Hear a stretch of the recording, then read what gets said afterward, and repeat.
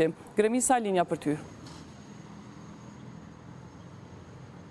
Përshëndetje për juve në studio dhe për gjithë shikuesit e Klan Kosovës, si që thatë edhe jo, tashmë mëngjesi i ditës së sotme ka zbardhur Graçanicën pa asnjë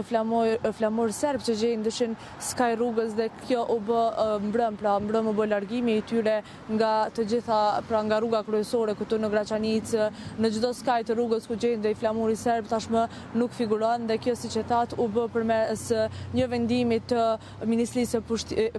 Pushtetit dhe Administrimit lokal, ishte pra Elbert Krasniqi, pra me vendim të Elbert Krasniqit u tha se u bë kjo, pra u bë largimi i të gjithë flamujve këtu nga rrugët e Graçanicës. Për këtë ne kemi ardhur dhe kemi biseduar, sigurisht që patëm mundësi që të bisedojmë edhe me serbët, pra me qytetarët serb këtu në Graçanicë. Të njëjtit ishin disi të revoltuar karshi këtij veprimi dhe karshi këtij vendimit, e po ashtu të njëjtit thanë që këtë e shohin si një provokim karshi tyre, pra ky veprim është bërë sigurisht që për t'i provokuar ata. Përveç kësaj, për largimin e flamujve serb nga rrugët e Graçanicës ka reaguar edhe lista serbe, në fakt e ka kundërshtuar këtë veprim, duke thënë se kjo është shkelje e drejt për drejt e të drejtave dhe lirive të njerëzit dhe më saktësisht kjo është shkelje e lirisë së shprehjes dhe lirisë së përdorimit të identitetit kombëtar në hapësira publike, dhe sigurisht që kanë kërkuar, pra nga lista serbe përmes një reagimi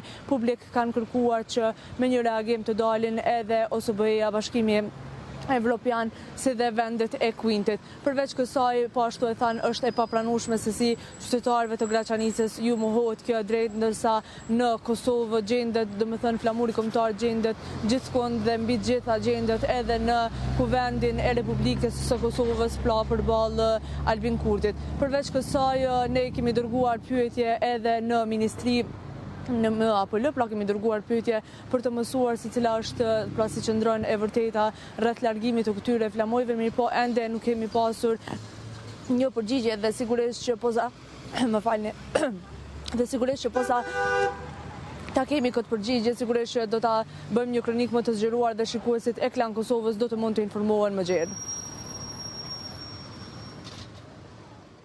Të falim